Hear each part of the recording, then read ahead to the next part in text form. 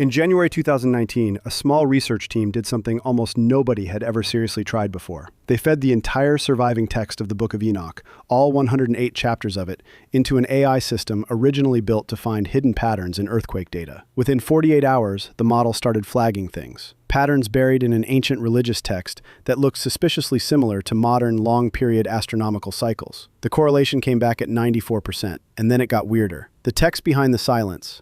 Let me tell you what the Book of Enoch actually is before we go any further, because most people have a vague sense that it exists and almost no detailed memory of what it says, which is understandable, because the Western Church spent about 15 centuries doing a very thorough job of making it easy to ignore. It was written in stages, somewhere between 300 and 100 BCE, which already puts it in interesting territory historically. It is a strange, dense, genuinely unusual piece of writing. Parts of it read like scripture. Other parts read like someone's very detailed astronomy notes from a late night that went on considerably longer than planned. It talks about fallen angels passing down hidden knowledge.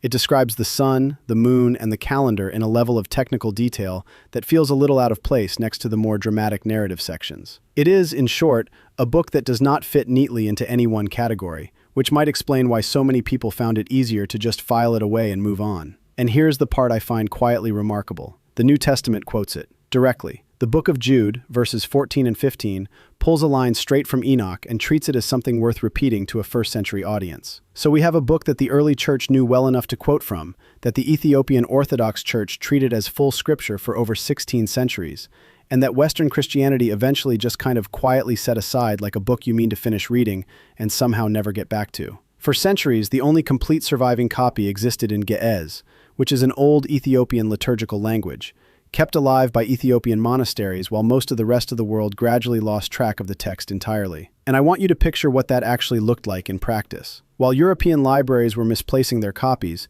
Ethiopian scribes were sitting under candlelight, copying the same pages their teachers had copied, and their teachers before them, generation after generation, treating this as something worth preserving carefully, even when nobody outside their community was paying the slightest attention. A Scottish traveler named James Bruce brought manuscripts back to Europe in 1773, which I imagine was a conversation at dinner parties for at least several years afterward. A German scholar named August Dillmann worked through it carefully in 1853. Then R.H. Charles published the full critical English translation in 1906, the version most people still read today if they read it at all, which is not a large percentage of people if we're being honest with each other. After all that careful work, most Western universities landed on one tidy conclusion. Interesting old folklore, not real observation, not real science. A curiosity from a strange and superstitious age, worth a footnote in a religious studies syllabus, and not much more than that. The people who actually kept the text alive were never famous. Ethiopian scribes copying by candlelight, a handful of language experts spending entire careers comparing tiny spelling differences between manuscripts, word by word, letter by letter. Fewer than a dozen living specialists who checked each version by hand, with almost nobody watching what they found. Their version of Walter Kessler's garage was a monastery library and a quiet university desk. And just like Walter, they kept every tape. Except in their case, the tapes were ancient pages, and the garage was several centuries wide. The decision to feed the machine. The lab that eventually took this project on was never built for old religious texts. I want to be clear about that because it matters.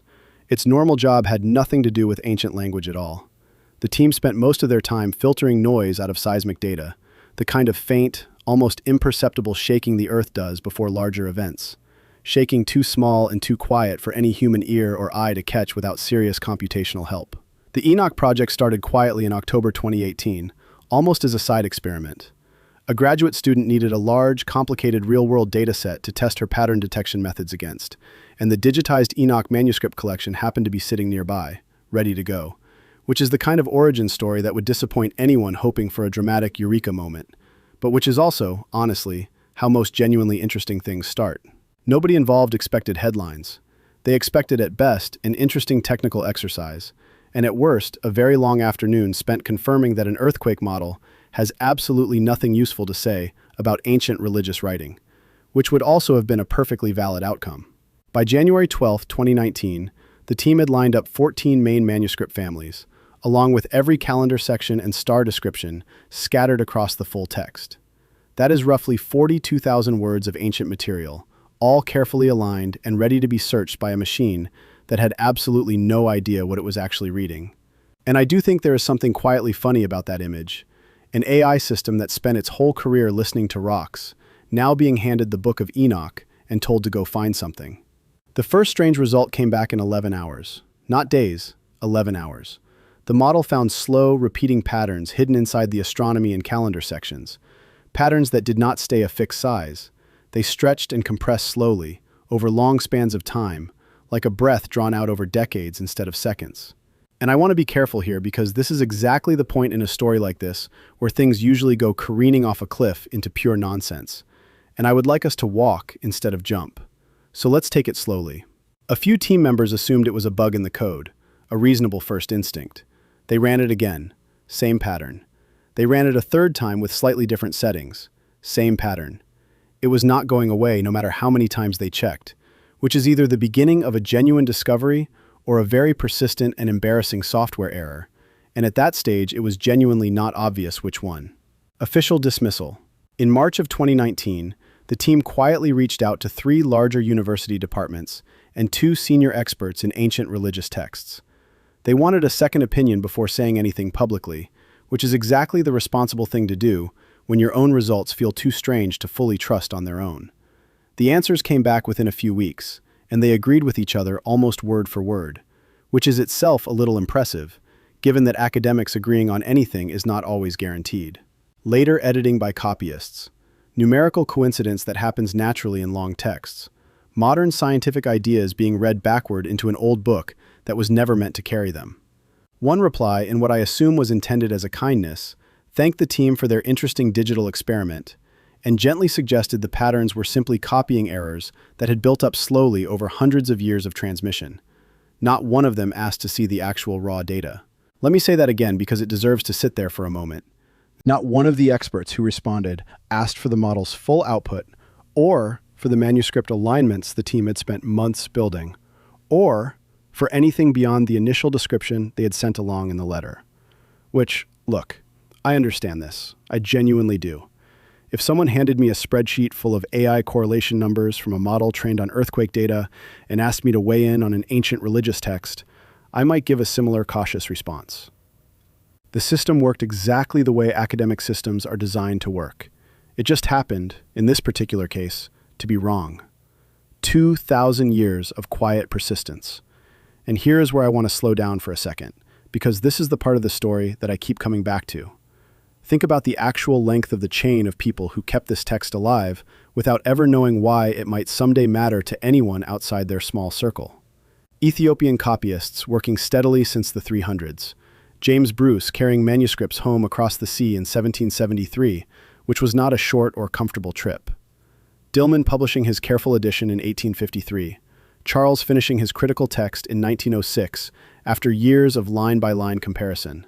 Then, a thin, quiet line of researchers through the 1900s and into the 2000s, still comparing tiny spelling differences, page by page, decade after decade. Nobody in that chain had any idea a machine would one day search their careful, unglamorous work for hidden number patterns. They were not trying to prove anything about the stars. They were simply trying to hand the words forward correctly, exactly as they had received them, for the next person in line. That is all they were doing. And somehow, that was enough. By 2018, the team had gathered digital copies of 14 main manuscript families, plus more than 60 smaller supporting texts. Every meaningful difference between versions had been written down somewhere by someone, sometimes decades earlier. Notes about the calendar written in the margins. Tiny corrections scribbled by monks centuries ago, fixing what they thought was a simple copying error. The date it was copied. Small spelling quirks unique to one scribe. When digital tools arrived in the 21st century, none of that older handwritten work was thrown away. Boxes of notes, stacks of photocopies, careful handwritten comparison charts, all kept, filed, and quietly passed down inside university departments, the same way Walter Kessler kept every single cassette tape long after anyone expected him to. That refusal to throw anything away is what made everything else possible. I feel like I cannot say that enough times. In both stories, the whole thing nearly did not happen because someone almost cleaned out a storage room. The pattern emerges. Once the model had fully worked through the text, The patterns it found were not consistent with what you would expect from casual copying errors accumulating over centuries. Copying errors tend to be random and messy. This was neither. The astronomy and calendar sections showed a slow drift, stretching and compressing over what the model estimated as a 60 to 80-year cycle. That is a remarkably long, slow curve to find hiding inside a religious text written thousands of years ago. And here's the detail that I keep finding myself returning to. Copying mistakes do not behave this way. A bad transcription stays bad, or it gets worse, or it dies entirely, like a dripping faucet that eventually just gives up. It does not oscillate smoothly on a multi-decade cycle with the kind of consistency these manuscripts were showing. There were also number patterns and mirrored chapter structures that only made real sense when all 108 chapters were read as one single connected piece, rather than scattered sections by different authors, which is how most scholars had always approached the text, before a machine came along and suggested they might want to reconsider that assumption. And then there were quieter, stranger details buried even deeper. Some patterns showed up more clearly during periods when historians already know the Ethiopian highlands were politically calm and stable, and grew fainter during times of unrest or disruption. Certain smaller patterns would appear clearly for a stretch of time, vanish entirely for 80 or 100 years, and then reappear later with almost exactly the same spacing as before, like they had been waiting patiently for conditions to settle down. The team wrote to a few larger institutions again in 2019 and 2020. One letter got no answer. The other got a friendly, generic reply, thanking them for their curiosity. The pattern kept getting more interesting with every new manuscript they checked. The outside attention did not grow anywhere near as fast. There is something almost funny about that mismatch if you step back far enough to see it clearly. A model trained on rocks and DNA was finding more structure in an ancient religious book than most trained scholars were willing to seriously consider. Not because the scholars lacked skill, they simply had no reason to expect a hidden multi-century number pattern sitting in a book they had already filed away as settled and fully understood decades earlier. When you have read the same 108 chapters dozens of times across a career, it becomes genuinely easy to stop looking for something new inside them, even when something new has been quietly sitting on the page the entire time. The gap between curiosity and spontaneously. Here is the honest, uncomfortable part of this whole story, and I want to be upfront about it rather than burying it at the end where it is easier to miss. Nobody involved did anything wrong, exactly. Universities are simply not built, structurally or culturally, to take a computer model's reading of an old religious book seriously, especially a model that was trained on earthquakes and genetic code instead of ancient language and theology. The gap between what the raw data was quietly showing and what people were ready to believe had been sitting wide open since at least the 1800s. The book sat calmly on library shelves the entire time, fully readable, fully accessible, not locked in a vault, not classified by anyone, just sitting there on open shelves in libraries from London to Addis Ababa, waiting patiently for someone whose job title let them look at it without embarrassment, or someone stubborn enough to look anyway, even without permission. That specific gap, between simply having the information and looking at it the right way, stayed wide open for nearly 2,200 years. I find that genuinely worth sitting with for a minute. Not because it makes anyone a villain, but because it is an uncomfortably clean reminder that the most interesting things are almost never hidden. They are just sitting on the shelf next to everything else, waiting for whoever shows up next with the right tool and the willingness to look slightly differently than everyone before them did. The modern handoff. The lead researcher on the project was Dr. Lena Voss, 34 years old at the time. Her earlier work focused on finding long, slow signals buried deep inside noisy climate records and seismic readings, which is, when you think about it, almost cartoonishly perfect preparation for this exact project. Her entire career up to that point had been about listening carefully for things too quiet and too slow for most instruments or most people to notice. And then someone handed her the Book of Enoch. Over one long weekend in January 2019, Voss and two colleagues sat together under desk lamps, going through the model's first results, drinking what I am told was genuinely bad coffee, growing more confused and more excited in roughly equal measure. By Monday morning, their conclusion was simple, even if it was hard to say out loud with a completely straight face. Either this ancient text held a real, long-buried structural pattern, or generations of copyists spread across 2,000 years had somehow, without ever coordinating or intending to, created one of the most convincing accidental coincidences in recorded history. Either way, somebody clearly needed to check it. Carefully, more than once. Voss has said in the one interview she has given about this project that her first instinct that weekend was to assume the model had made an alignment error somewhere. That instinct is a healthy one for a careful scientist to have, and it is also what kept the team checking their work for the next 6 months instead of announcing anything on Tuesday morning. She has also said the strangest part of that entire weekend was not the correlation number itself, but how calm the ancient text felt while describing something that strange.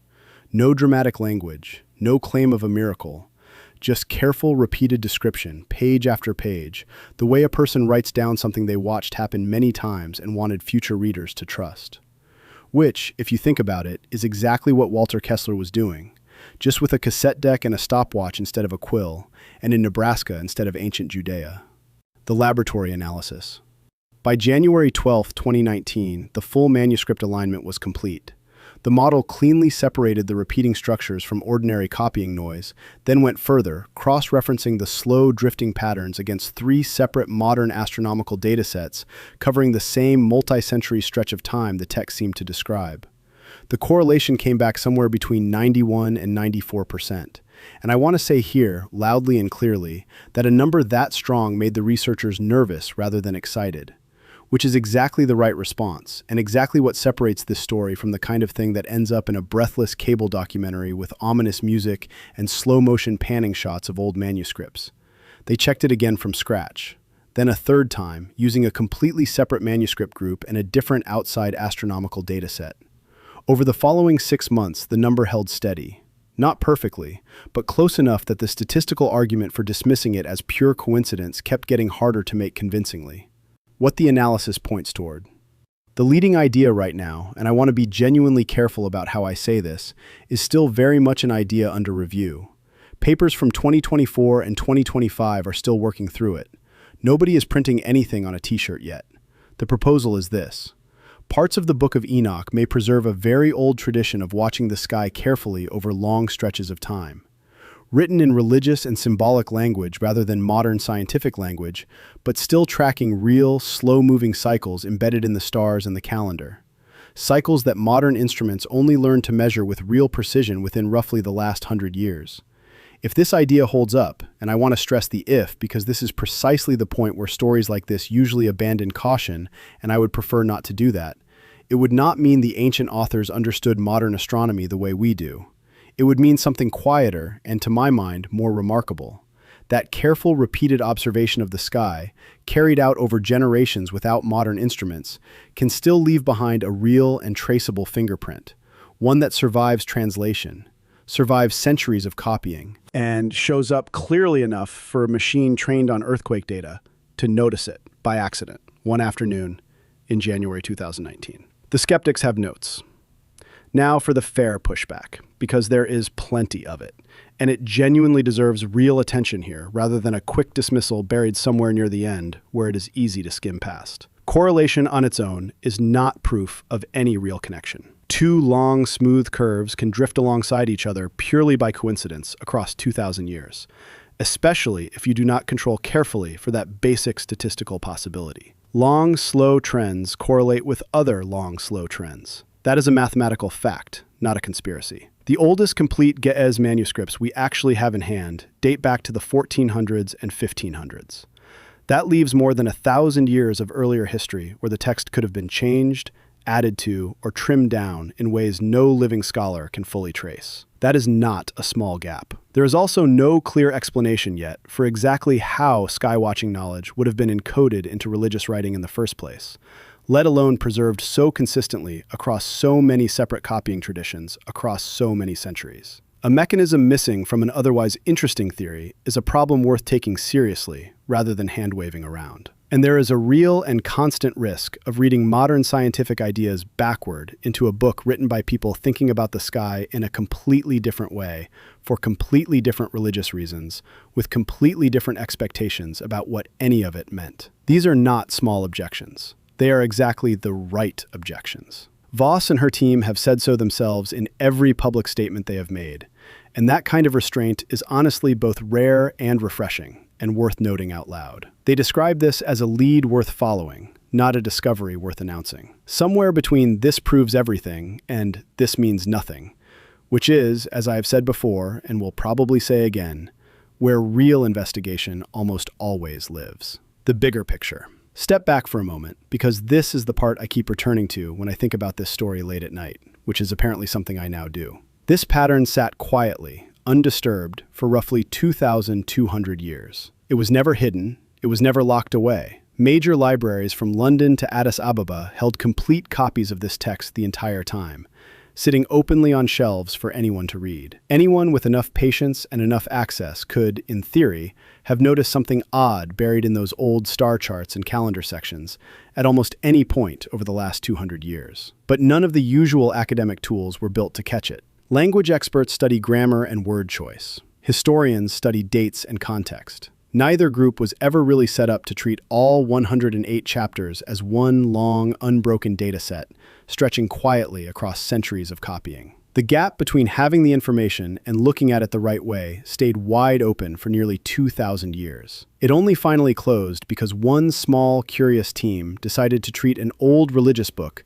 the same way you would treat 40 years of cassette tapes pulled out of a shed in Nebraska, as one long, unbroken record, quietly worth taking seriously from beginning to end. None of it would have been possible without a very long chain of ordinary, patient people, starting with 4th century scribes working by candlelight and ending with a 34-year-old researcher in 2019 who simply refused to throw the old boxes away. Break that chain at almost any point: a lost monastery, a fire in a library, one careless copyist who decided the calendar sections were not worth the effort, and this entire story simply never happens. The pattern disappears along with the pages that held it.